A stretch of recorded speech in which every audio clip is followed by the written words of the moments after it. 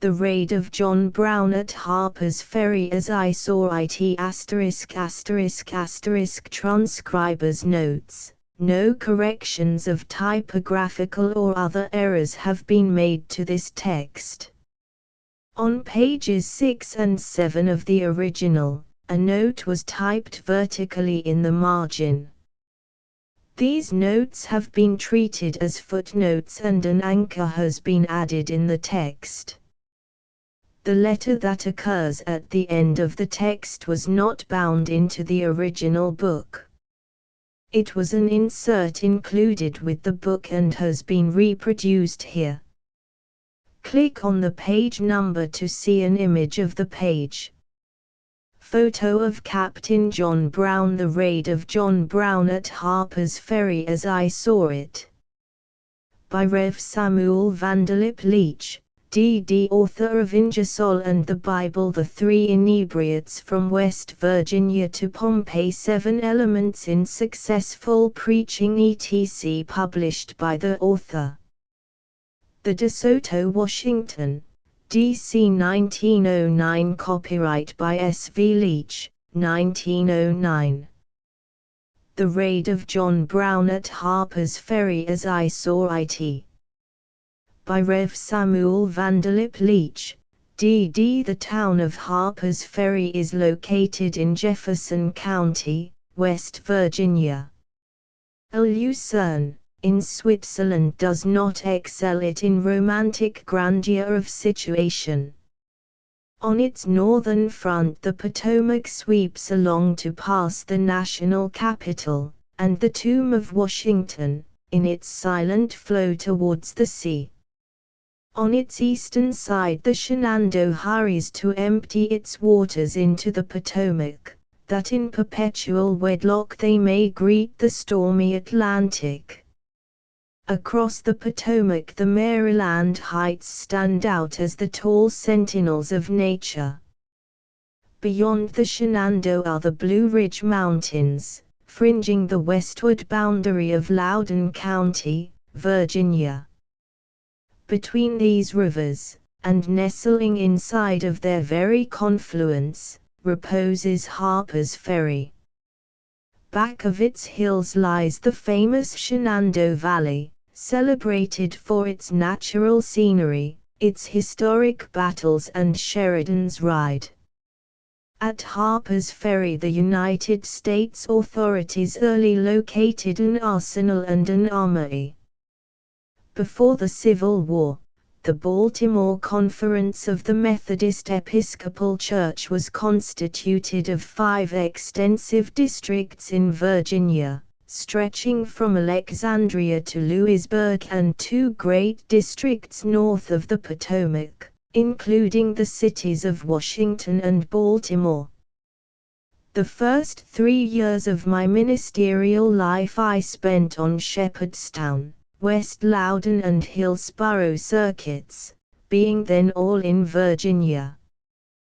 The state of West Virginia, now embracing Harper's Ferry, had not been organized by Congress as a war measure out of the territory of the mother state.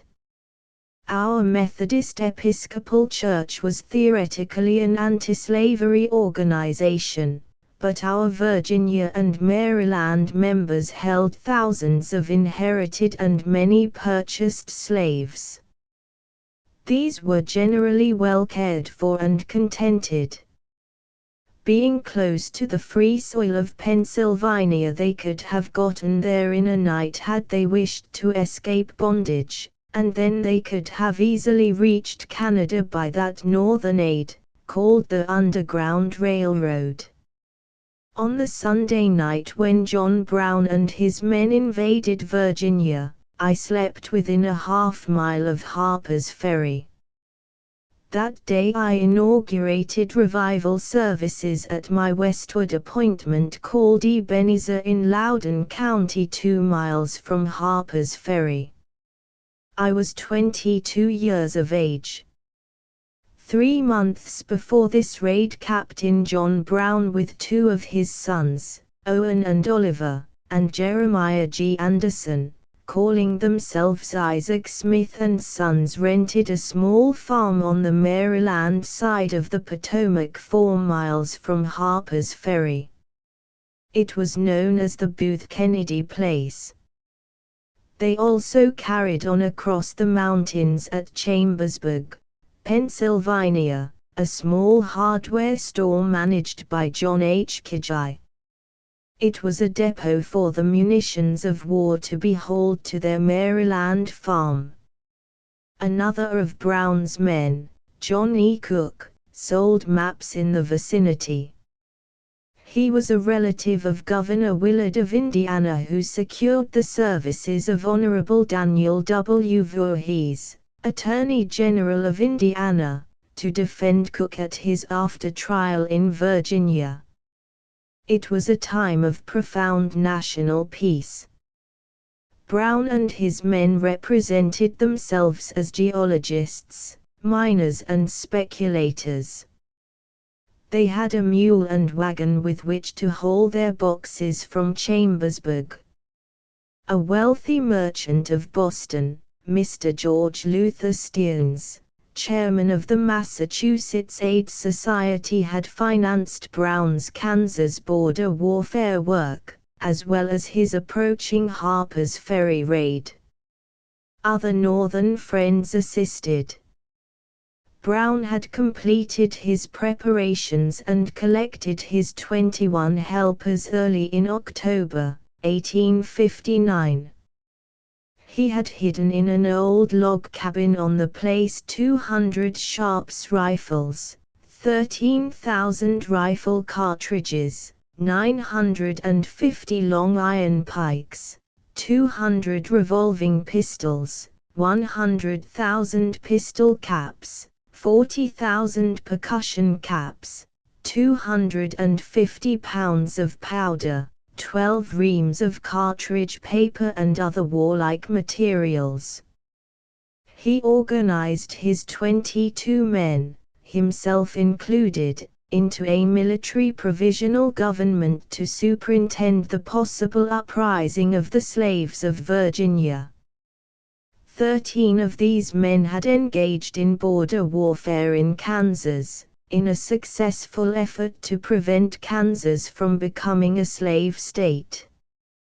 He, 16 other white men and 5 Negroes, constituted his entire Virginia army. The white men were Captain John Brown, Adjutant General John H. Kijai, Captains Owen Brown, Oliver Brown, Watson Brown, Aaron D. Stevens, John E. Cook, Dauphin Adolphus Thompson, George P. Tidd, William Thompson and Edwin Coppoke. The lieutenants were Jeremiah G. Anderson, Albert Hazlitt and William Henry Lehman. The privates numbered 8. 3 of them were white men and 5 were Negroes. The whites were Francis J. Merriam, Barclay Coppoke and Stewart Taylor. The Negroes were Dangerfield Newby, Osborne P. Anderson, John A. Copeland, Sherrod Lewis Leary and Shields Green. On Sunday morning, the 16th of October, 1859, Brown assembled his men and informed them that on that night their invasion into Virginia would take place. They took the oath of allegiance to the provisional government. Adjutant General Kijai presented to each officer his commission. The contents of the armory, arsenal and Hall's rifle works were daily open to public inspection. Captain John Brown well knew that Daniel Whelan was the only watchman, during the night time, at the armory grounds. He believed that if he could secure the arms and ammunition in these buildings, carry them into the fastnesses of the adjacent mountains, and then unfurl the flag of freedom for all slaves who would flock to his standard, the result would be a general uprising of the Negro population throughout the border states. A more idiotic and senseless theory never entered an American mind. In the superlative degree it was unreasonable and ridiculous. I personally know of the general loyalty of the slaves to their masters in that locality, at that period in our national history. Federal generals were astonished at the devotion of the Negroes to their masters everywhere in the South after the war had begun. This was especially true along the border states. But John Brown, honest, enthusiastic and intensely fanatical on the slavery question, issued his commands. On this Sunday he assigned to each his earliest work. Captain Owen Brown, Barclay Coppock and Francis J. Merriam were to remain at the farm to guard the arms and ammunition. Hence only 19 left the Kennedy farm. They were to walk down the river road on the Maryland side to the Maryland end of the Baltimore and Ohio Railroad bridge. The Virginia end was close to the depot, hotel, armory and the arsenal. Captain John Brown was to ride in the wagon with the necessary guns, pistols and tools. Captains Cook and Tidd were to go in advance and cut the telegraph wires on the Maryland side. Captain Stevens and Adjutant General Kijai were to capture Mr. Williams, the guard of the bridge. Captain Watson Brown and Taylor were to hold up the passenger train due from the west at 1:40 a.m. It would be bound for Washington and Baltimore. Captain Oliver Brown and Thompson were to hold the bridges spanning the two rivers. Captain Dauphin Adolphus Thompson and Lieutenant Anderson were to hold the first building in the armory, 6-1, grounds popularly known afterwards as John Brown's Fort. It was the engine house where Brown held his most distinguished prisoners. From the portholes of it that they made after his entrance, his men did their final fighting. Captain Coppock and Lieutenant Hazlitt were to hold the arsenal outside and opposite the armory gates. Adjutant General Kijai and Copeland were to seize and retain Hall's Rifle Works. They were half of a mile up the western shore of the Shenandoah. Captain Stevens, and such men as he might select, were to go out to the home of Colonel Lewis W. Washington, the grandnephew of General George Washington, and bring him and some of his adult male slaves to the engine house. They were also to secure the swords presented to General George Washington by Frederick the Great and by General Lafayette. For this object Stevens selected as his helpers Captains Tidd and Cook and Privates Leary, Green and Anderson. Brown made the raid at 11:30 that night. Mr. Williams the bridge guard was captured by Stevens and Kijai. The watchman at the armory, 7-1, Daniel Whelan, refused Brown and his men admission to the grounds.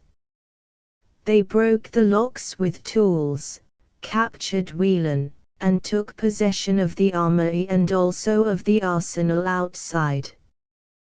The following prisoners were brought in early on Monday and placed in the engine house: Jesse W. Graham, who was master workman, Colonel Lewis W. Washington, Trance Byrne, John M. Allstat, John Donohue, who was clerk of the railroad company, Benjamin F. Mills, the master armorer, Armstead M. Ball, the master machinist, Archibald M. Kitzmiller, assistant superintendent, Isaac Russell, a justice of the peace, George D. Shope, of Frederick and J. Bird, arsenal armorer.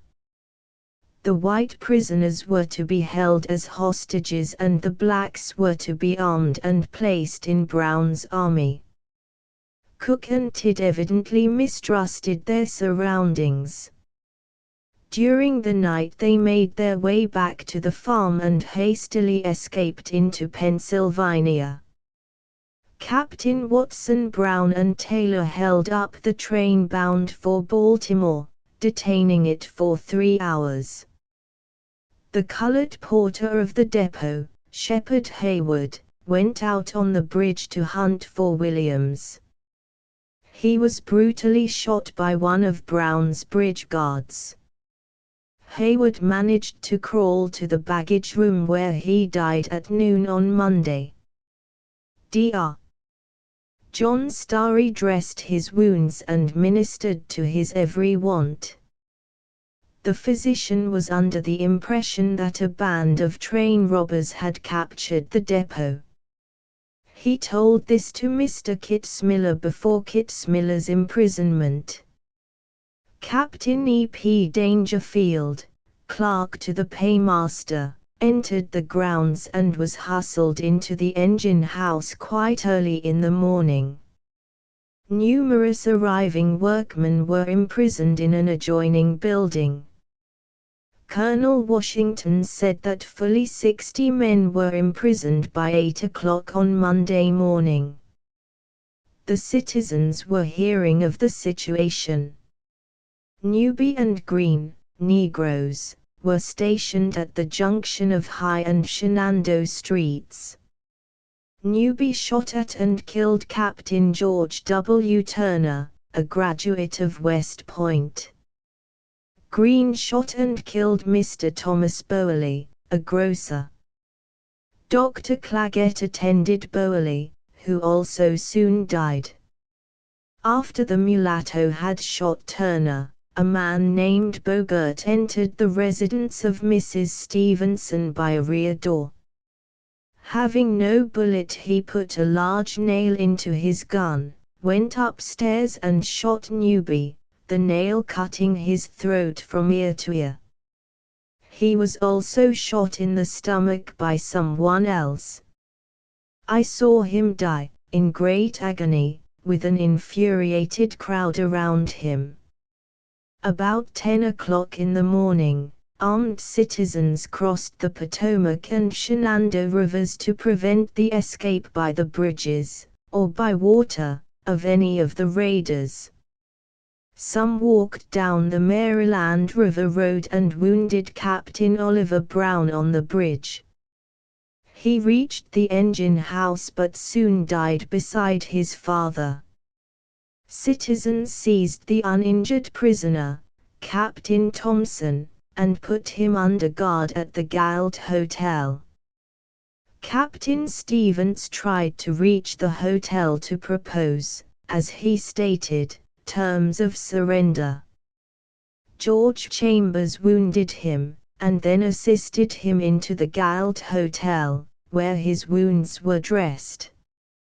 About 11 o'clock in the morning the Jefferson Guards from Charlestown commanded by Captain J. W. Rowan arrived. A half-hour passed and the Hamtramck Guards under Captain V. M. Butler came to the ferry. They were followed by the Shepherdstown Mounted Troop commanded by Captain Jacob Reinhardt. Then a military company from Martinsburg 20 miles distant reached the place, under the command of Captain Albertis. Colonels W. R. Baylor and John T. Gibson took the general direction of the military affairs.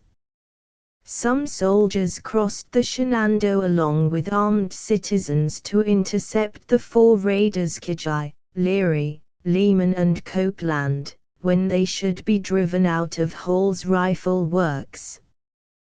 These raiders also had in these works one of Colonel Washington's slaves pressed into their service. All of them ran out into the river to swim across to the Loudoun County shore.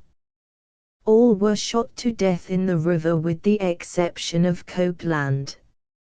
He threw up his hands and surrendered. During the excitement, Hazlitt and the Negro Anderson left the arsenal and, undetected, escaped into Pennsylvania. Early in the morning, Captain Owen Brown, Barclay Coppock and Merriam had deserted the Kennedy farm and gone north. Thus 7 of the 22 men fled to the north. Cook and Hazlitt were captured. They were returned to Virginia, tried and executed. By 2:00 p.m., the town and hills swarmed with militia and citizens. Brown had barricaded the engine house doors with the engine and reel. Inside were Captains John Brown and his son Watson, also Captain Oliver Brown, who was soon dead, Shields Green, Captain Edwin Coppock, Lieutenant Jeremiah G. Anderson, Captain Dauphin Adolphus Thompson and 10 white prisoners. The numerous prisoners, mostly workmen, in the adjoining structure had all escaped from the grounds, Brown having no portholes on that side of his fort. The militia were afraid to fire into the portholes for fear of killing some of the prominent prisoners. About 4:00 the mayor, Mr. Fontaine Beckham, aged 60 years, who was also station agent of the railroad company, went out on the platform unarmed. He was shot dead by the Negro Shields Green. Captain Watson Brown in the engine house received his death wound soon afterwards. Mayor Beckham was very much beloved by the people. A number of citizens hurried into the hotel and brutally seized Captain Thompson, threw him over the wall into the Potomac and riddled him with bullets.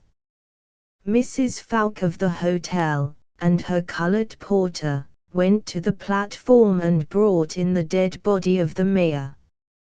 As night was settling on the excited city, a military company from Winchester, Virginia, commanded by Captain B. B. Washington, arrived by a Shenandoah Valley train.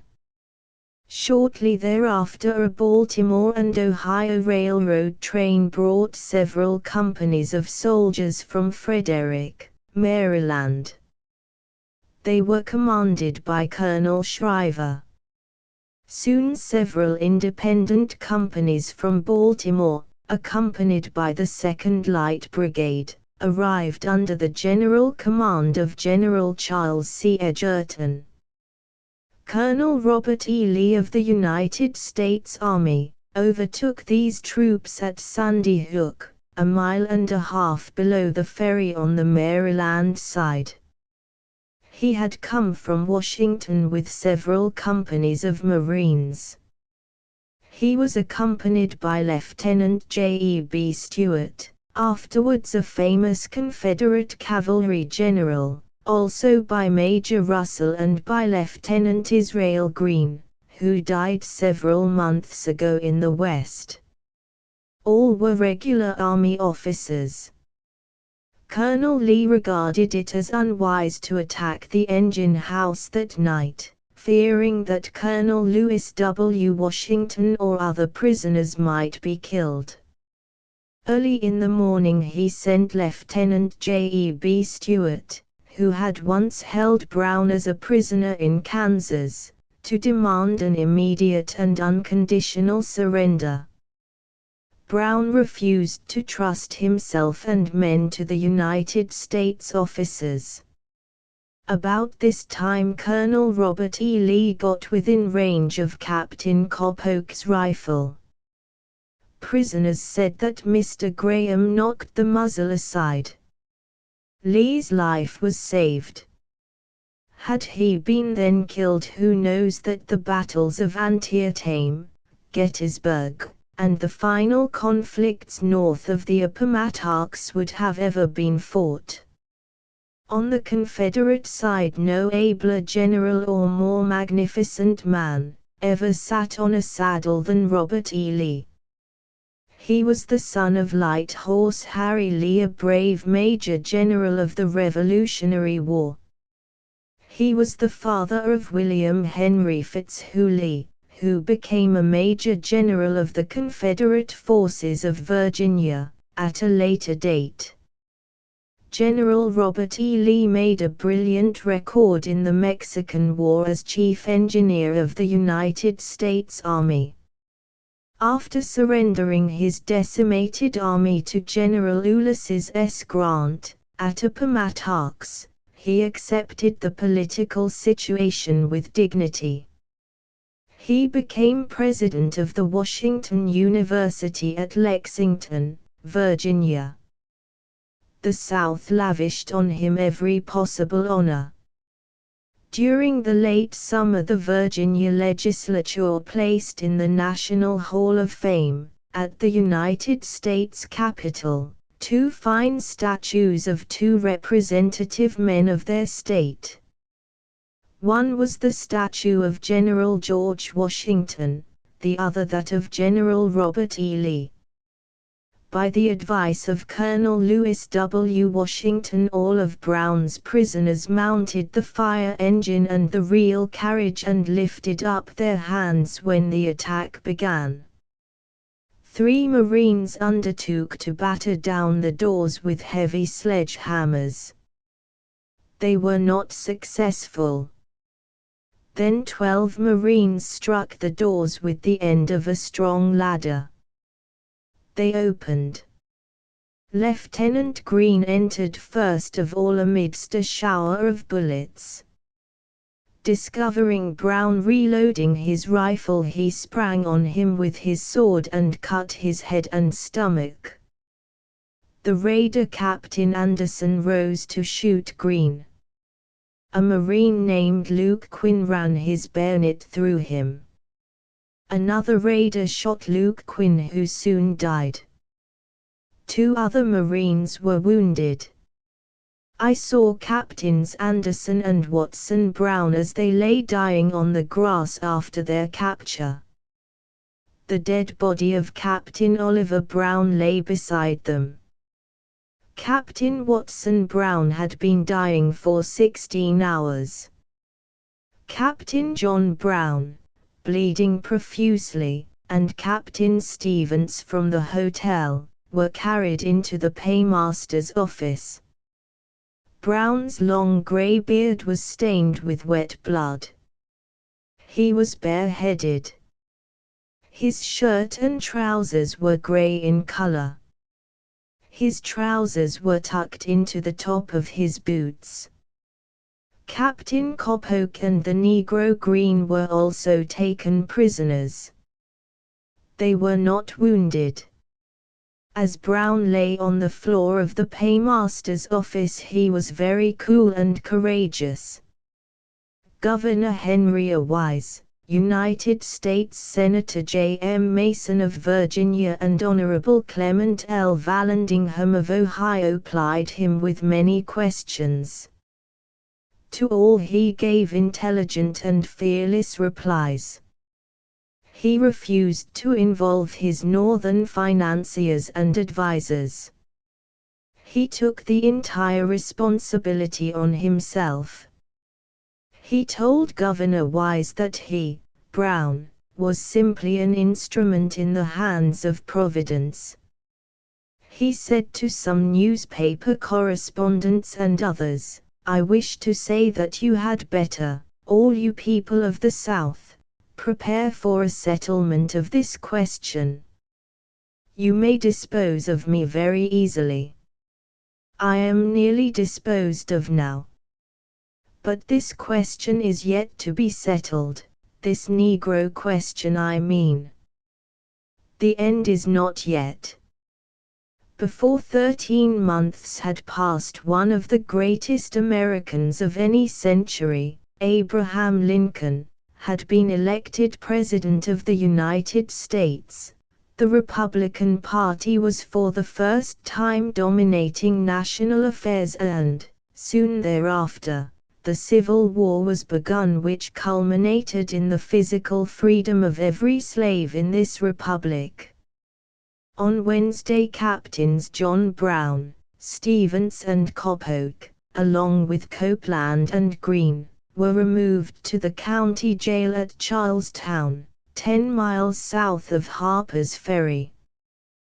Being acquainted with the jailer, Captain John Avis, I was permitted to visit Brown on one occasion. Captain Aaron D. Stevens was lying on a cot in the same room. I was told that Brown had ordered out of his room a Presbyterian minister named Lowry when he had proposed to offer prayer. He had also said to my first colleague, Reverend James H. March, "You do not know the meaning of the word Christianity. Of course I regard you as a gentleman, but only as a heathen gentleman." I was advised to say nothing to him about prayer. He had told other visitors that he wanted no minister to pray with him who would not be willing to die to free a slave. I was not conscious that I was ready for martyrdom from Brown's standpoint. I have never been anxious to die to save the life of anybody. My life is as valuable to me and my family as any other man's is to him and his family. But young as I hated American slavery. I was a boy minister of a great anti-slavery denomination of Christians. For more than a century the Methodist Episcopal Church has carried in its disciplines its printed testimony against slavery. It is today the largest fully organized anti-slavery society on earth. I would have gladly offered prayer in Brown's room at Charlestown if an honorable opportunity had been afforded. At his preliminary examination before 5 justices, Colonel Davenport presiding, Brown said, "Virginians, I did not ask for quarter at the time I was taken. I did not ask to have my life spared. Your governor assured me of a fair trial. If you seek my blood you can have it at any time without this mockery of a trial. I have no counsel. I have not been able to advise with anyone. I know nothing of the feelings of my fellow prisoners and am utterly unable to attend to my own defense. If a fair trial is to be allowed, there are mitigating circumstances to be urged. But, if we are forced with a mere form, a trial for execution, you might spare yourselves that trouble. I am ready for my fate." 2 very able Virginia attorneys were assigned as a matter of state form as counsel for Brown. They were Honorable Charles J. Faulkner of Martinsburg, afterwards United States Envoy Extraordinary to France, and Judge Green, ex-mayor of Charlestown.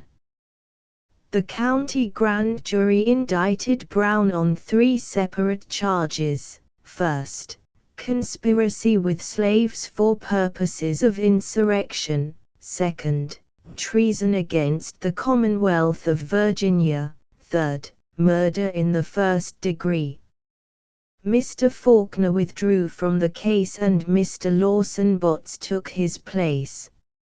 Mr. Samuel Chilton, a learned lawyer of Washington, D.C., and Judge Henry Griswold of Ohio, another distinguished attorney, volunteered their services as counsel for John Brown and were accepted. Some of Brown's friends sent an excellent young lawyer named George H. Hoyt from Boston, as additional counsel. These attorneys made an able defense, whatever may have been their private opinion as to Brown's guilt or innocence. The prosecuting attorney for the state of Virginia was Andrew Hunter, an exceptionally brilliant orator and able lawyer. He was a courtly and commanding speaker. He was gifted with a rich and powerful voice. After the indictment of Brown by the Court of Justices, the prosecuting attorney of Jefferson County, Mr. Charles B. Harding, left the prosecution almost exclusively to Mr. Andrew Hunter, who represented the state. So too, after the arrival of Brown's chosen outside counsel, Judge Green and Mr. Lawson Botts withdrew, in good taste, from his defense. At the regular trial, Brown's counsel requested a postponement on account of the prisoner's health. But Dr. Mason, his physician, attested the physical ability of his patient to undergo the strain. The state was spending almost $1,000 a day for military guards and other items. When Brown's counsel presented telegrams from his relatives asking for delay until they could forward proofs of his insanity, Brown said, "I will say, if the court will allow me, that I look on this as a miserable artifice and trick of those who ought to take a different course in regard to me, if they take any at all. I view it with contempt more than otherwise. I am perfectly unconscious of insanity, and I reject, so far as I am capable, any attempts to interfere in my behalf on that score."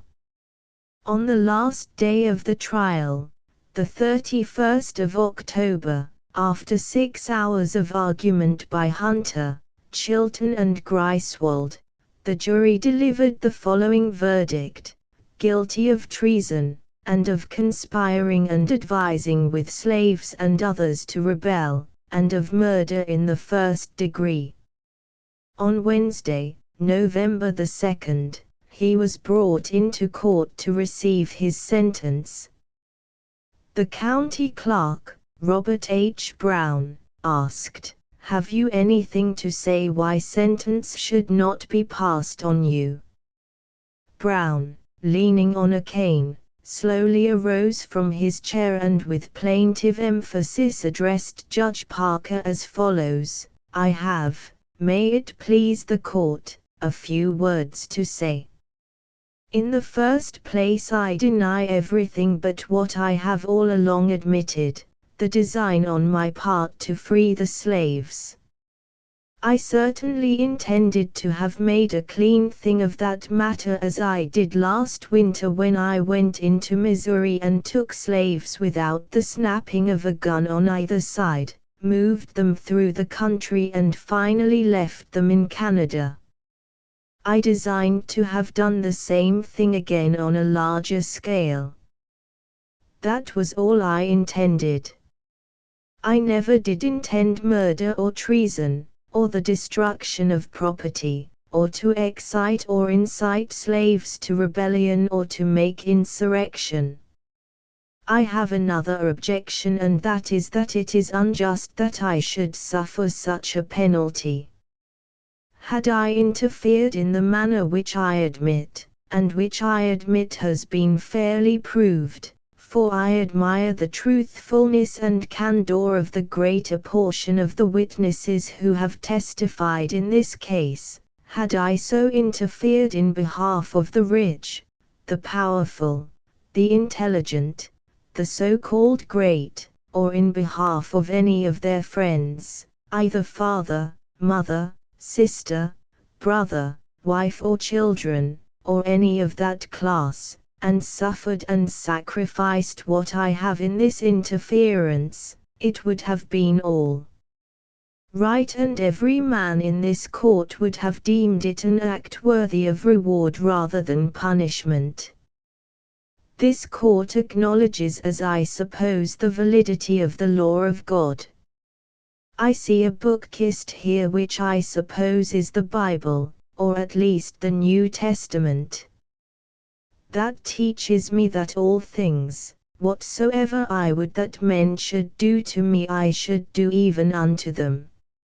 It teaches me further to remember them that are in bonds as bound with them. I endeavored to act up to that instruction. I say that I am yet too young to understand that God is any respecter of persons. I believe that to have interfered as I have done, as I have always admitted freely I have done, in behalf of his despised poor was not wrong but right. Now if it is deemed necessary that I should forfeit my life for the furtherance of the ends of justice, and mingle my blood further with the blood of my children and with the blood of millions in this slave country whose rights are disregarded by wicked, cruel and unjust enactments, I submit.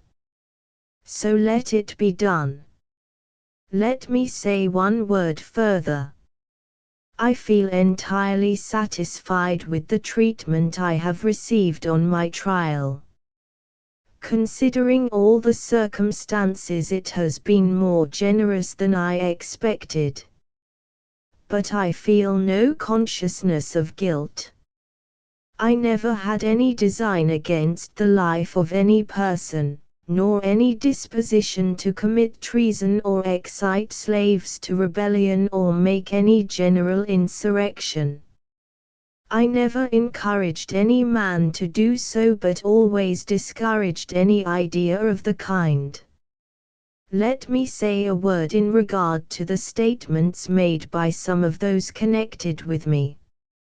I hear it has been stated by some of them that I induced them to join me. But the contrary is true. I do not say this to injure them, but as regards their weakness. There is not one of them but joined me of his own accord, and the greater part of them at their own expense.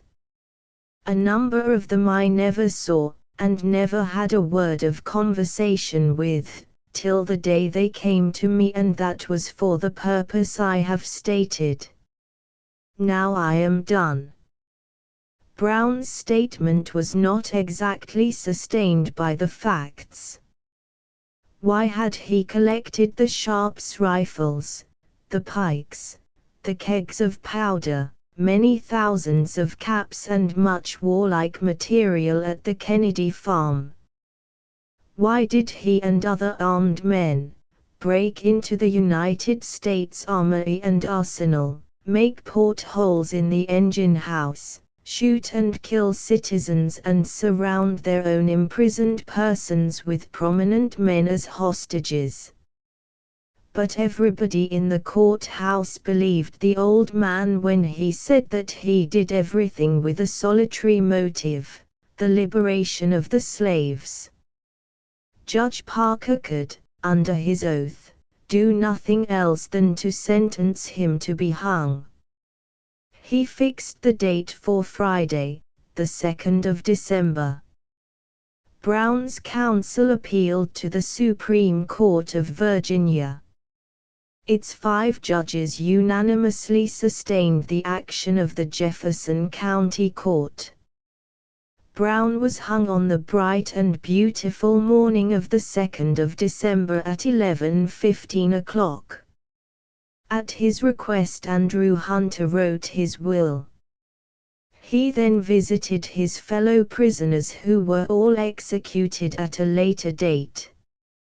He rode to his death between Sheriff Campbell and Captain Avis in a furniture wagon drawn by 2 white horses. He did not ride seated on his coffin as some of his chief eulogists have affirmed. The wagon was escorted to the scaffold by state military companies. No citizens were allowed near to the jail. Hence he did not kiss any Negro baby as he emerged from his prison, as Mr. Whittier has described in a poem on the event and as artists have memorialized in paintings. The utter absurdity of such an incident occurring under such surroundings any Virginian will see. Avis, Campbell and Hunter publicly denied it. But the story will doubtless have immortality. In one of the companies of soldiers walked the actor John Wilkes Booth, the infamous assassin of Abraham Lincoln. At the head of the Lexington cadets walked Professor Thomas Jefferson Jackson, who became an able Confederate general and is best known to the world as Stonewall Jackson. As the party neared the gallows, Brown gazed on the glorious panorama of mountain and landscape scenery. Then he said, "This is a beautiful country." He wore a black slouch hat with the front tipped up. Reaching the scaffold, the numerous state troops formed into a hollow square. Brown mounted the platform without trepidation. Standing on the drop, he said to the sheriff and his assistants, "Gentlemen, I thank you for your kindness to me. I am ready at any time. Do not keep me waiting." The drop fell, and in 10 minutes Dr. Mason pronounced him dead. That evening Mrs. Brown and her friends received the casket at Harper's Ferry and accompanied it to the old home at North Elba, NY. His funeral, as reported by the metropolitan papers, took place there 6 days after his execution. An immense concourse was in attendance. The conspicuous and brilliant orator, Wendell Phillips, delivered the address. He closed it with these words, "In this cottage he girded himself and went forth to battle." Fuller success than his heart ever dreamed of God had granted him. He sleeps in the blessings of the crushed and the poor. Men believe more firmly in virtue now that such a man has lived. Personally, I remained in Virginia. On the day that Brown was hung, martyr services, as they were called, were held in many northern localities. At Concord, Dr. Edmund Sears read a poem in which are these stanzas, "Not any spot, 6 feet by 2 will hold a man like thee.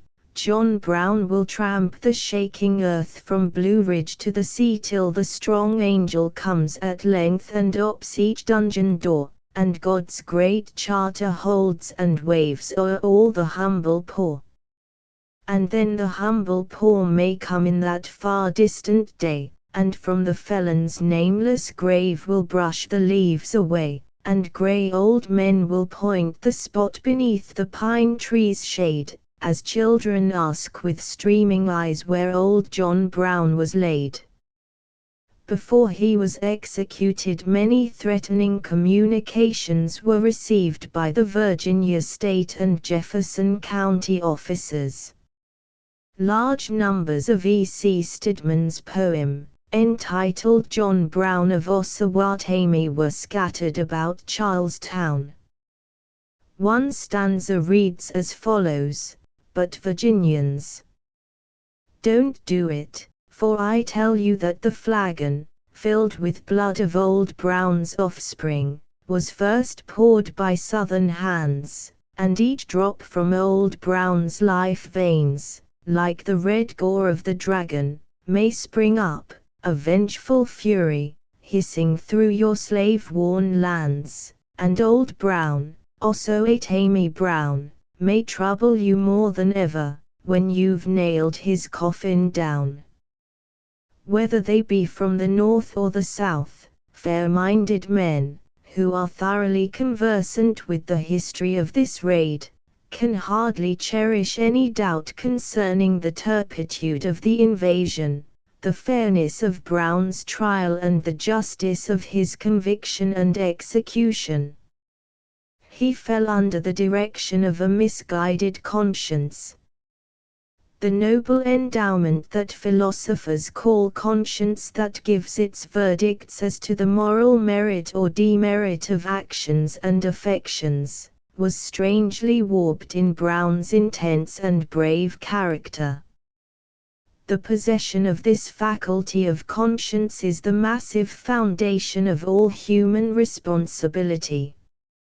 Illustrations of the moral enormities that a perverted conscience can perpetrate are manifold along the pages of sacred and secular history. When Jesus looked down the aisles of the future, he said to his disciples that the men who would finally transfigure them into martyrs would murder them in the belief that they were rendering acceptable service to God. Paul declared that he regarded himself as meeting the divine approval when he was persecuting and murdering the primitive Christians. When the officers of the Spanish Inquisition saw the agonies of the victims who refused to renounce their religious creeds, they joyfully exclaimed, "Let God be glorified." Charles IX of France said he was conscientious in ordering the Saint Bartholomew massacre that resulted in the murder in French cities of tens of thousands of Christian Huguenots. The Bloody Queen, Mary Tudor, said she had a pure conscience when she sent to the scaffold the learned and gentle young ex-Queen Lady Jane Grey. Thousands of criminals have sheltered their crimes in the temple of conscience. The trend of Brown's constant defense was that he obeyed his conscience. His lawless conduct, the death of many of his party and the murder of Virginia citizens gave him very little apparent intellectual unrest. He sowed to the wind and reaped the logical harvest, if it is the appropriate word, the whirlwind. Brown's high Calvinism bordered on fatalism. Oliver Cromwell never believed more radically in the foreordination of all human actions than did he. When questioned concerning the failure of this invasion, he replied, "All of our actions, even all of the follies that led to this disaster, were decreed to happen ages before the world was made." When Judge Russell visited him, he said, "I know that the very errors by which my scheme was marred were decreed before the world was made. I had no more to do with the course I pursued than a shot leaving a cannon has to do with the spot where it shall fall." It is when patriotic men read the story of John Brown's raid by the torches of President Lincoln's early election, the Civil War and the emancipation of all American slaves, that they seem to become blind to the terrible criminal features of the invasion and look only at the national results and the magnificent courage, benevolent motives and supreme self-sacrifice of this martyr. Multitudes of visionary men regard him as a divinely appointed John the Baptist raised up to usher in the day of physical freedom for every slave on American soil and their posterity to the end of time. They claim that in this instance the end has justified the means. His raid made the North solid against the slave system and the South as solid against anti-slavery theories and agitators. Before the Brown raid, the vote for John C. Fremont, the Republican candidate for president, was 1341000. James Buchanan had 496,000 majority.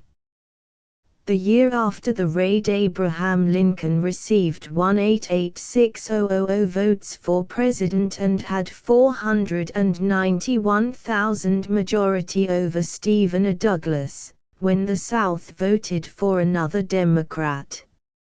Fremont had 114 votes in the Electoral College. Lincoln had 180. Under his presidency, the emancipation of every slave on the national soil took place. the nations of Europe learned for the first time the important lesson that the United States was able to maintain its national unity. This raid beyond question hastened in the Civil War. I have seen Federal regiments marching on to battle enthusiastically singing, "John Brown's body lies a-mouldering in the grave, but his soul is marching on." A few weeks after Brown's execution, Victor Hugo said, "What the South slew last December was not John Brown but slavery." His statement developed into a colossal historical truth. The great statesman, orator and senator, John J. Ingalls of Kansas, closed a narration with these remarkable words. Carlyle says that when any great change in human society is to be wrought, God raises up men to whom that change is made to appear as the one thing needful and absolutely indispensable. Scholars, orators, poets, philanthropists play their parts, but the crisis comes at last through someone who is stigmatized as a fanatic by his contemporaries, and whom the supporters of the systems he assails crucify between thieves or gibbet as a felon. The man who is not afraid to die for an idea is the most potential and convincing advocate. Already the great intellectual leaders of the movement for the abolition of slavery are dead. The student of the future will exhume their orations, arguments and state papers, as a part of the subterranean history of the epoch.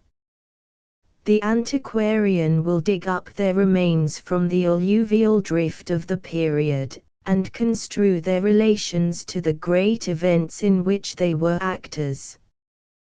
But the three men of this era who will loom forever against the remotest horizon of time, as the pyramids against the voiceless desert, or mountain peaks over the subordinate plains, are Abraham Lincoln, Ulysses S. Grant and old John Brown of Osawatomie. Senator Ingalls well knew that Brown had no such intellectual massiveness, or splendid culture, as had Webster, Clay, Jefferson, Sumner, and many other eminent Americans. He referred to the majesty of personal achievements. From this standpoint, men like Garibaldi, Morse, Harriman, Edison, Roosevelt and Cook, the Arctic explorer, have been great. Brown's life was a perpetual sacrifice for the annihilation of American slavery. Very defective as a military leader, he was always ready to do, dare and die to assist in this work.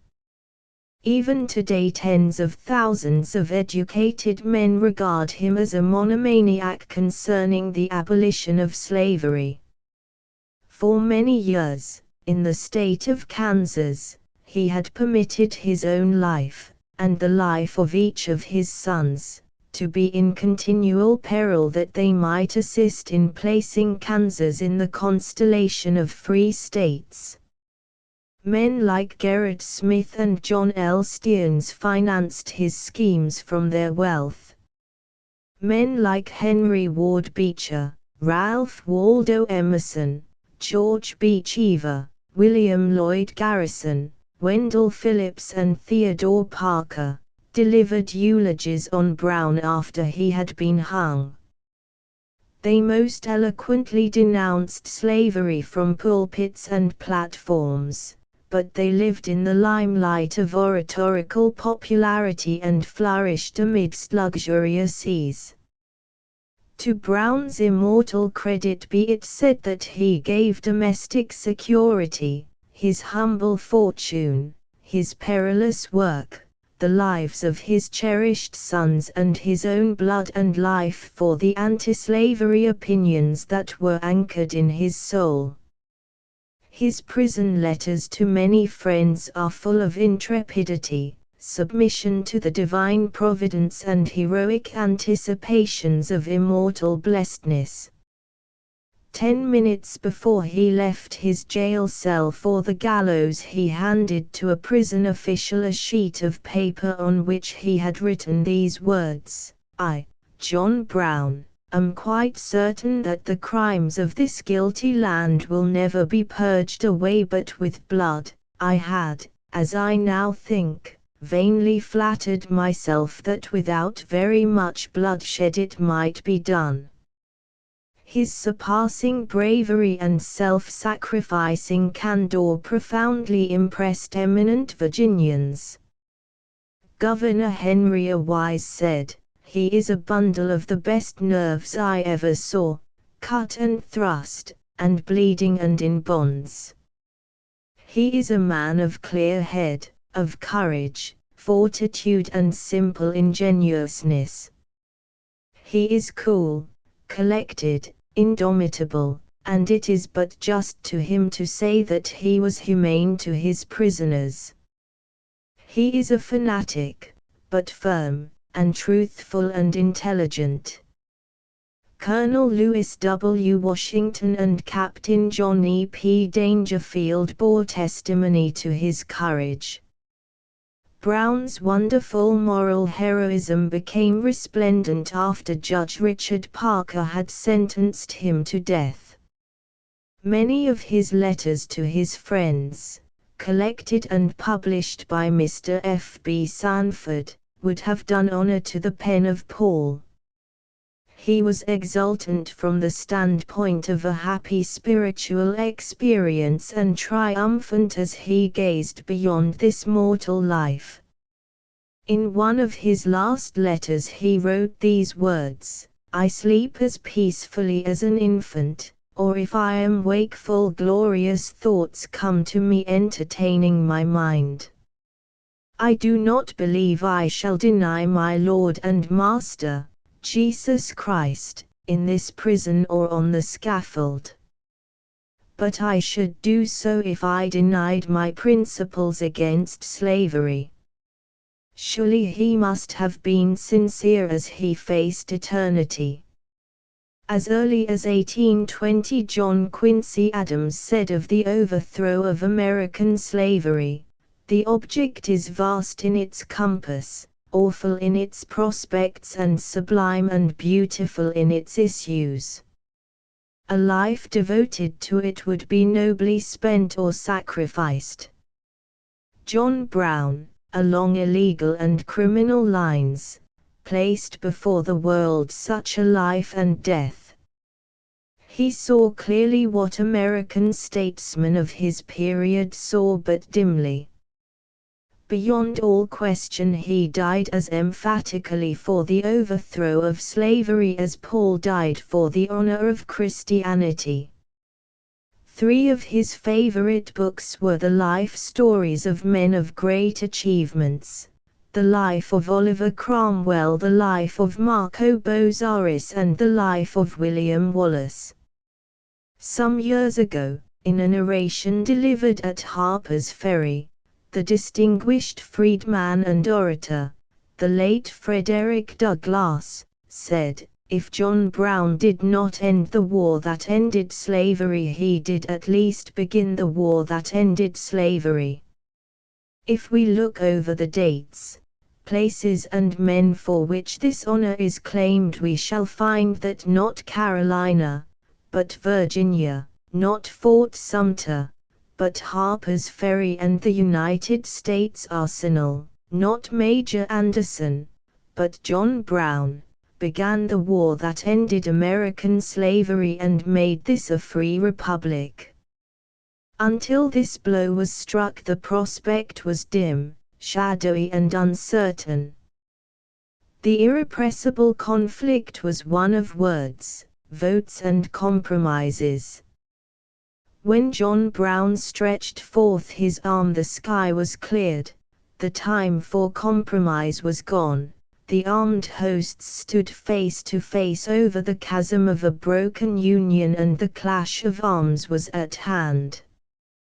And let it be remembered that when Brown had told Douglas the details of his proposed invasion at Harper's Ferry, Douglas begged him to abandon his plans and assured him that they would end, as they did, in untold disaster.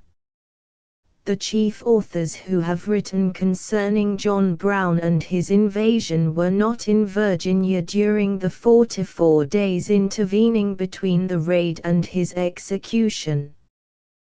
They were destitute of any personal knowledge of the facts. They were bitter enemies of the South and most intense admirers of the intrepid man executed at Charlestown. Their narratives are replete with errors and contain much romance.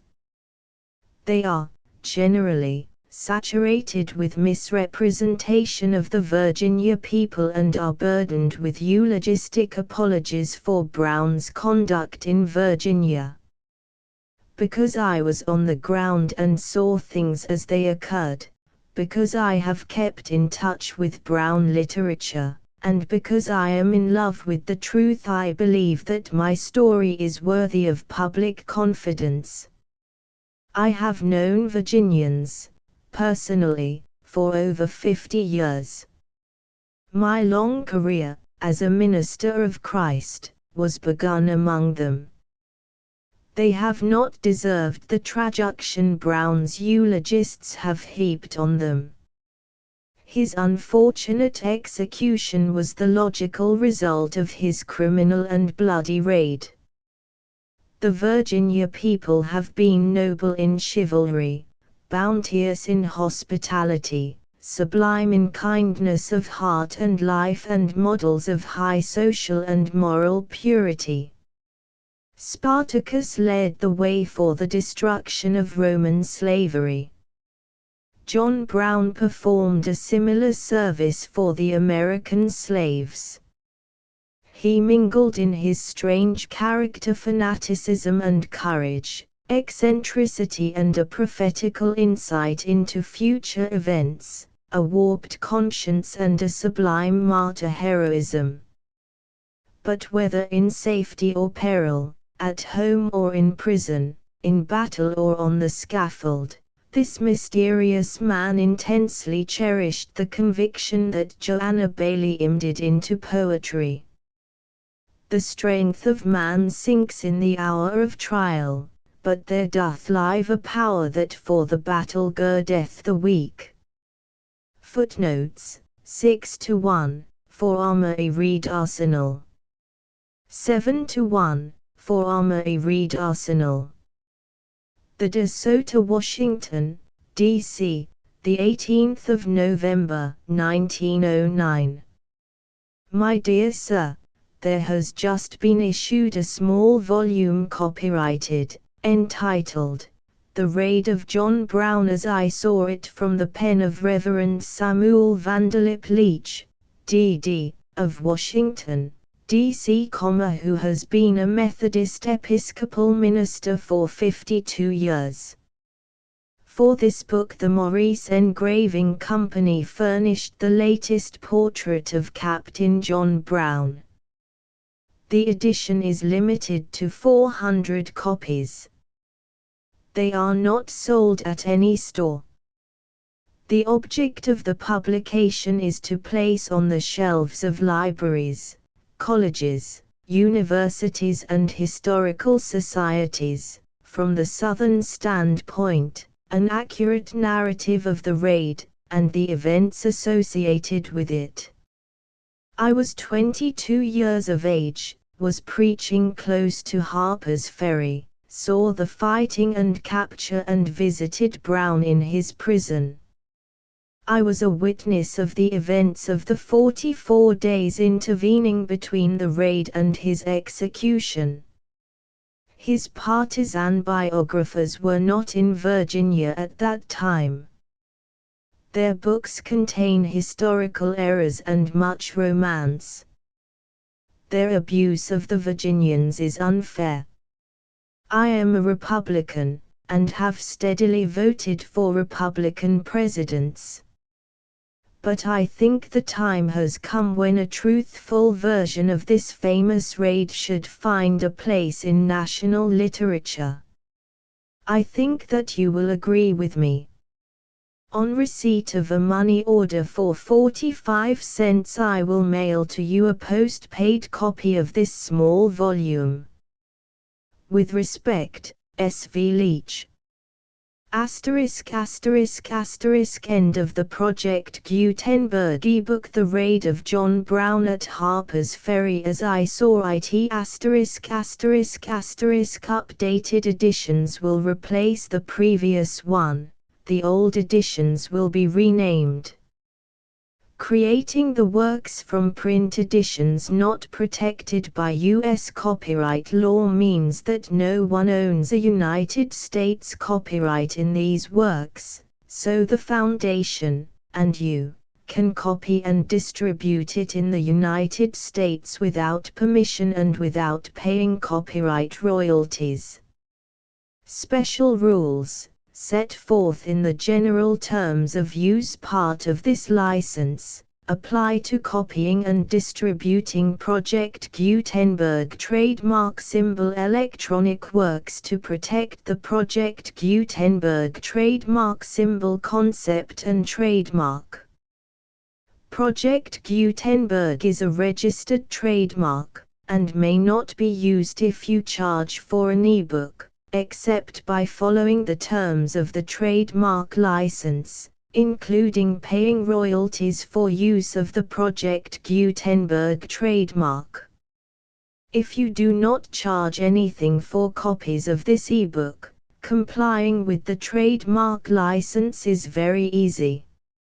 You may use this ebook for nearly any purpose, such as creation of derivative works, reports, performances and research. Project Gutenberg ebooks may be modified and printed and given away. You may do practically anything in the United States with ebooks not protected by U.S. copyright law. Redistribution is subject to the trademark license, especially commercial redistribution. Start. Full license. The full Project Gutenberg license. Please read this before you distribute or use this work to protect the Project Gutenberg trademark symbol mission of promoting the free distribution of electronic works, by using or distributing this work, or any other work associated in any way with the phrase Project Gutenberg. You agree to comply with all the terms of the full Project Gutenberg trademark symbol license available with this file or online at www.gutenberg.org/license. Section 1. General Terms of Use and Redistributing Project Gutenberg Trademark Symbol Electronic Works 1.0. By reading or using any part of this Project Gutenberg trademark symbol electronic work, you indicate that you have read, understand, agree to and accept all the terms of this license and intellectual property, trademark/copyright, agreement. If you do not agree to abide by all the terms of this agreement, you must cease using and return or destroy all copies of Project Gutenberg trademark symbol electronic works in your possession. If you paid a fee for obtaining a copy of or access to a Project Gutenberg trademark symbol electronic work and you do not agree to be bound by the terms of this agreement, you may obtain a refund from the person or entity to whom you paid the fee as set forth in paragraph 1.e.8. 1.b. Project Gutenberg is a registered trademark. It may only be used on or associated in any way with an electronic work by people who agree to be bound by the terms of this agreement. There are a few things that you can do with most Project Gutenberg trademark symbol electronic works even without complying with the full terms of this agreement. See paragraph 1.c below. There are a lot of things you can do with Project Gutenberg trademark symbol electronic works if you follow the terms of this agreement and help preserve free future access to Project Gutenberg trademark symbol electronic works. See paragraph 1.e below. 1.c. The Project Gutenberg Literary Archive Foundation, the Foundation or PGLAF, owns a compilation copyright in the collection of Project Gutenberg trademark symbol electronic works. Nearly all the individual works in the collection are in the public domain in the United States. If an individual work is unprotected by copyright law in the United States and you are located in the United States, we do not claim a right to prevent you from copying, distributing, performing, displaying or creating derivative works based on the work as long as all references to Project Gutenberg are removed.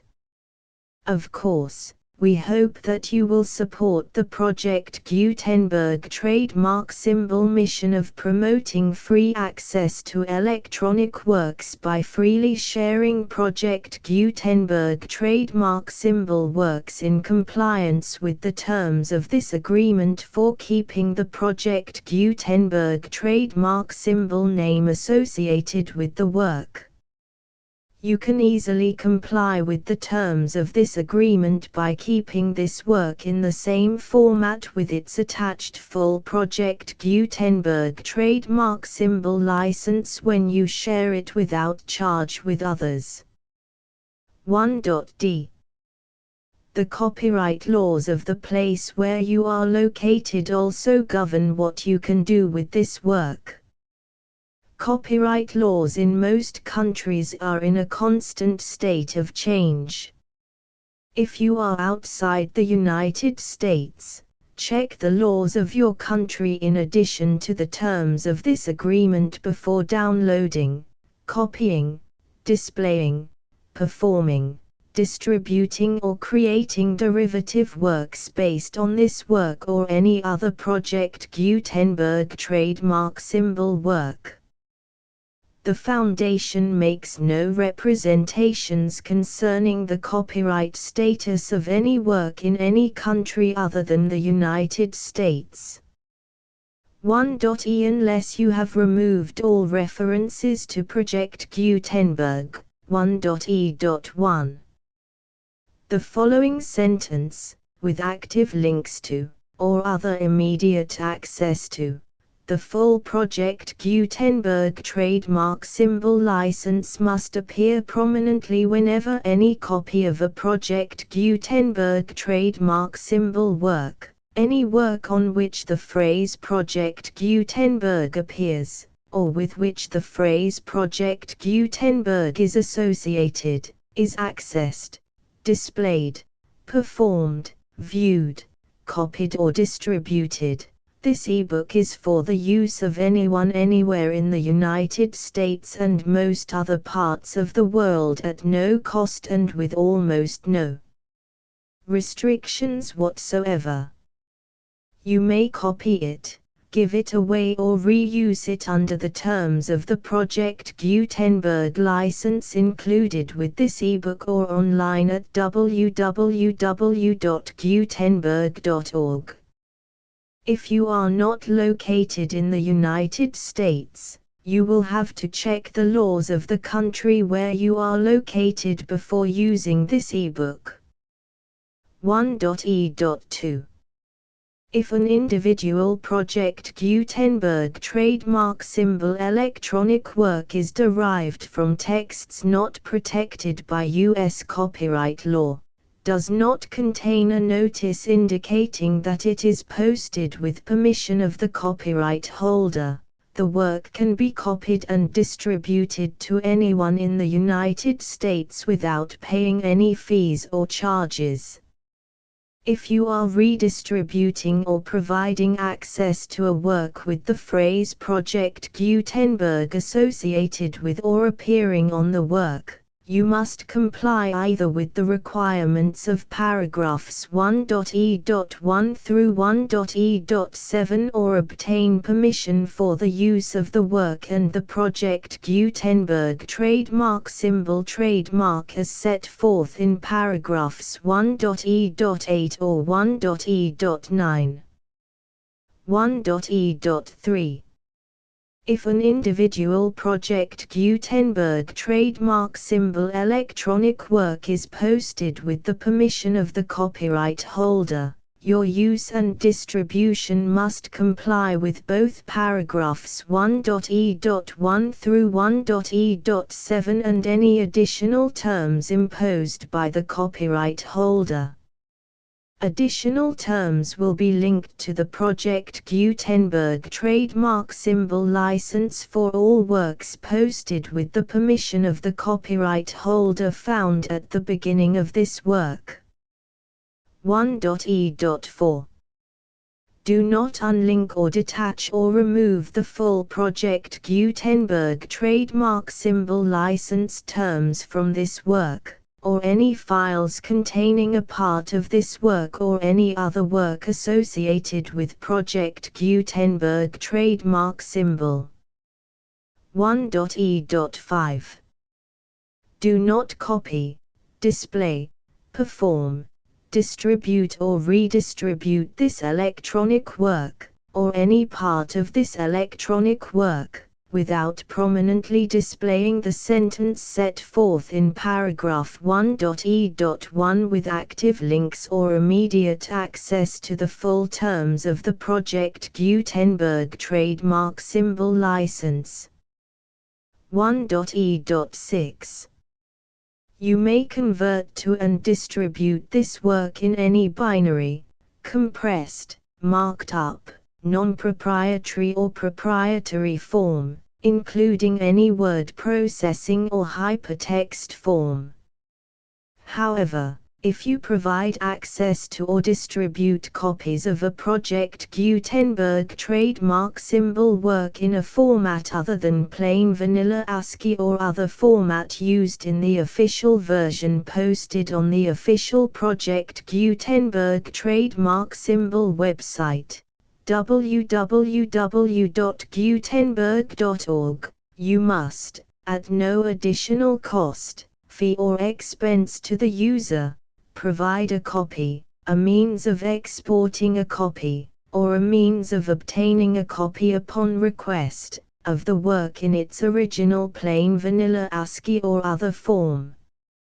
Any alternate format must include the full Project Gutenberg trademark symbol license as specified in paragraph 1.e.1. 1.e.7. Do not charge a fee for access to, viewing, displaying, performing, copying or distributing any Project Gutenberg trademark symbol works unless you comply with paragraph 1.e.8 or 1.e.9. 1.e.8. You may charge a reasonable fee for copies of or providing access to or distributing Project Gutenberg trademark symbol electronic works provided that you pay a royalty fee of 20% of the gross profits you derive from the use of Project Gutenberg trademark symbol works calculated using the method you already use to calculate your applicable taxes. The fee is owed to the owner of the Project Gutenberg trademark symbol trademark, but he has agreed to donate royalties under this paragraph to the Project Gutenberg Literary Archive Foundation. Royalty payments must be paid within 60 days following each date on which you prepare, or are legally required to prepare, your periodic tax returns. Royalty payments should be clearly marked as such and sent to the Project Gutenberg Literary Archive Foundation at the address specified in Section 4. Information about donations to the Project Gutenberg Literary Archive Foundation. You provide a full refund of any money paid by a user who notifies you in writing, or by email, within 30 days of receipt that he does not agree to the terms of the full Project Gutenberg trademark symbol license. You must require such a user to return or destroy all copies of the works possessed in a physical medium and discontinue all use of and all access to other copies of Project Gutenberg trademark symbol works. You provide, in accordance with paragraph 1.f.3, a full refund of any money paid for a work or a replacement copy, if a defect in the electronic work is discovered and reported to you within 90 days of receipt of the work. You comply with all other terms of this agreement for free distribution of Project Gutenberg trademark symbol works. 1.e.9. If you wish to charge a fee or distribute a Project Gutenberg trademark symbol electronic work or group of works on different terms than are set forth in this agreement, you must obtain permission in writing from the Project Gutenberg Literary Archive Foundation, the manager of the Project Gutenberg trademark symbol trademark. Contact the Foundation as set forth in Section 3 below. 1.f1.f.1. Project Gutenberg volunteers and employees expend considerable effort to identify, do copyright research on, transcribe and proofread works not protected by U.S. copyright law in creating the Project Gutenberg trademark symbol collection.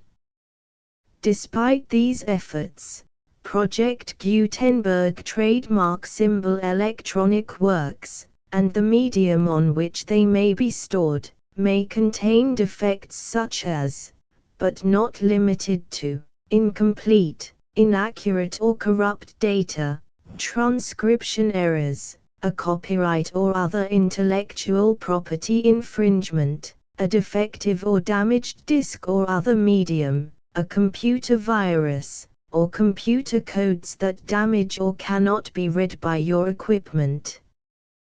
1.f.2.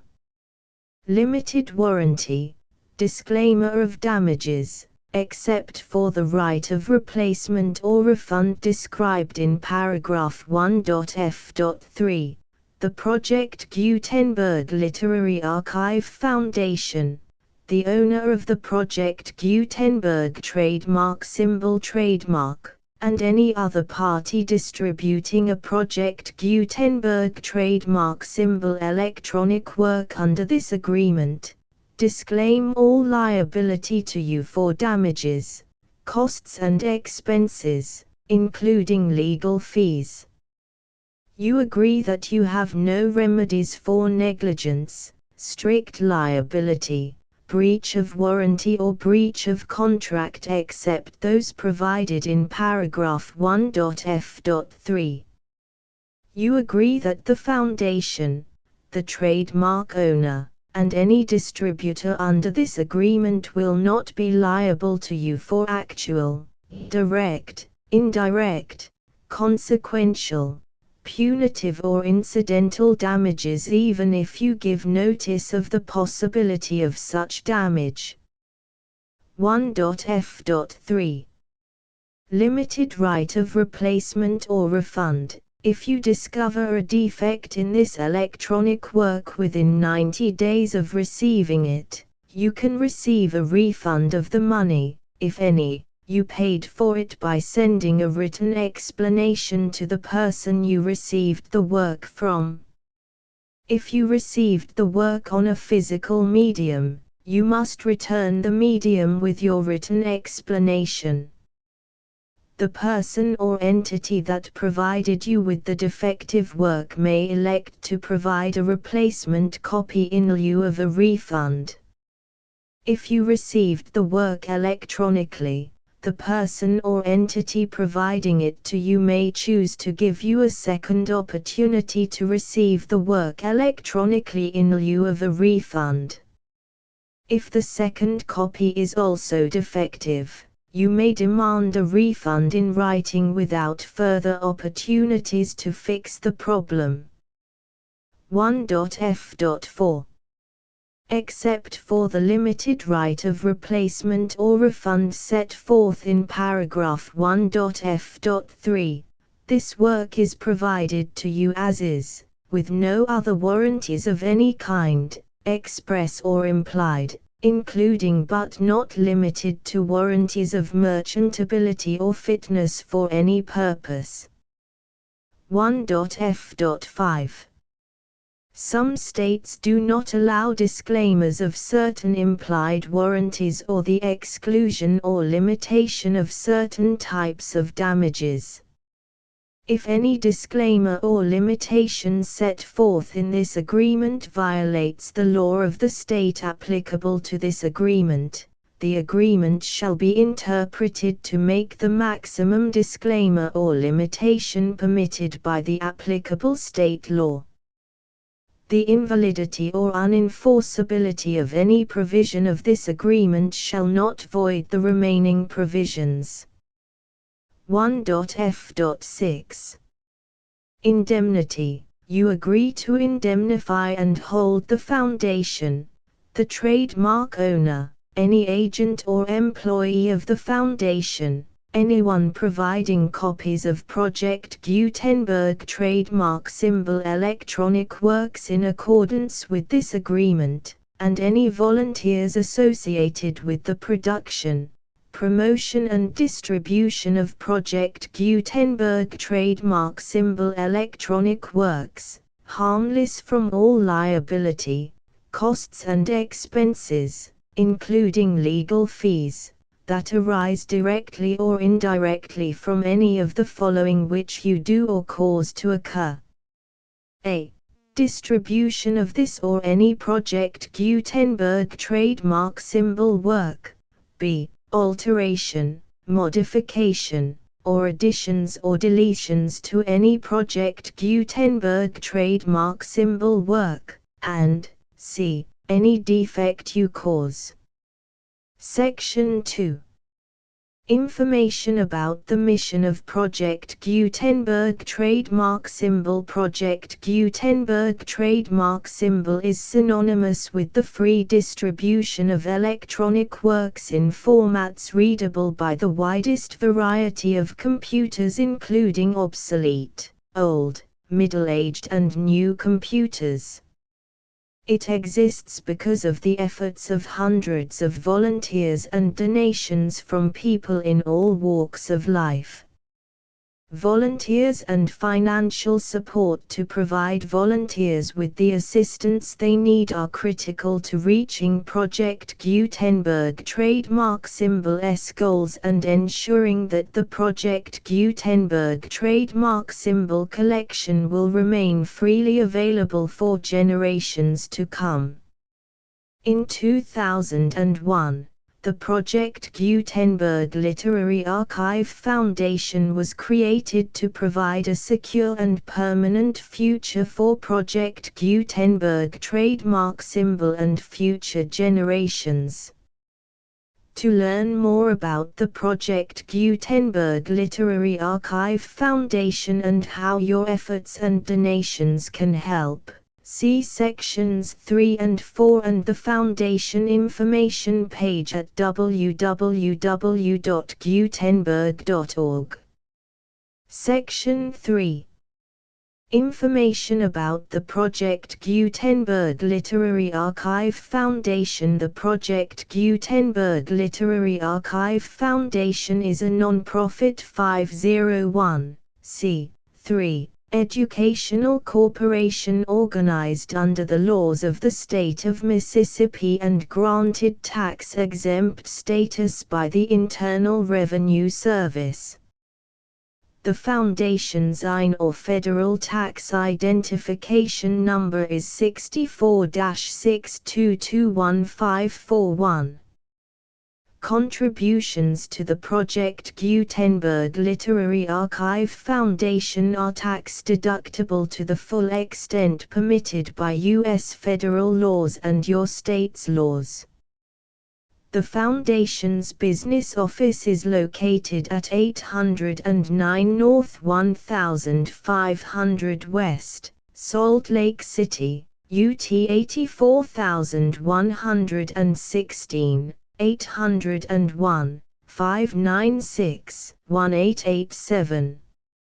Email contact links and up-to-date contact information can be found at the Foundation's website and official page at www.gutenberg.org/contact section 4.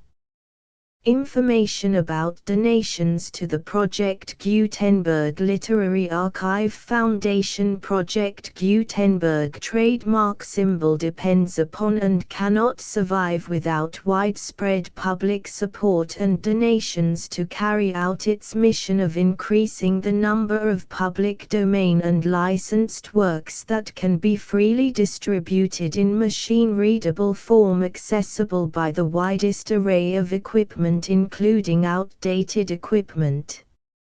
Many small donations, $1 to $5,000, are particularly important to maintaining tax-exempt status with the IRS. The Foundation is committed to complying with the laws regulating charities and charitable donations in all 50 states of the United States. Compliance requirements are not uniform and it takes a considerable effort, much paperwork and many fees to meet and keep up with these requirements. We do not solicit donations in locations where we have not received written confirmation of compliance.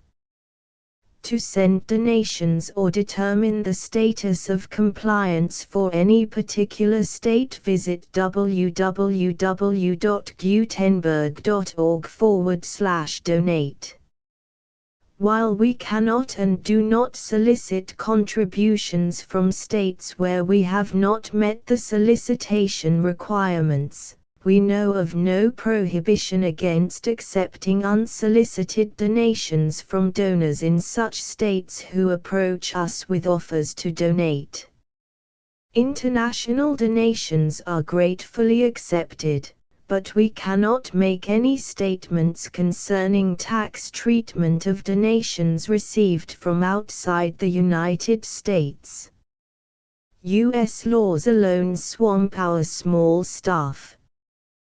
Please check the Project Gutenberg web pages for current donation methods and addresses. Donations are accepted in a number of other ways including checks, online payments and credit card donations. To donate, please visit www.gutenberg.org/donate. Section 5. General information about Project Gutenberg trademark symbol Electronic Works. Professor Michael S. Hart was the originator of the Project Gutenberg trademark symbol concept of a library of electronic works that could be freely shared with anyone. For 40 years, he produced and distributed Project Gutenberg trademark symbol ebooks with only a loose network of volunteer support. Project Gutenberg trademark symbol ebooks are often created from several printed editions, all of which are confirmed as not protected by copyright in the U.S. unless a copyright notice is included. Thus, we do not necessarily keep ebooks in compliance with any particular paper edition. Most people start at our website, which has the main PG search facility, www.gutenberg.org. This website includes information about Project Gutenberg trademark symbol, including how to make donations to the Project Gutenberg Literary Archive Foundation, how to help produce our new ebooks, and how to subscribe to our email newsletter to hear about new ebooks.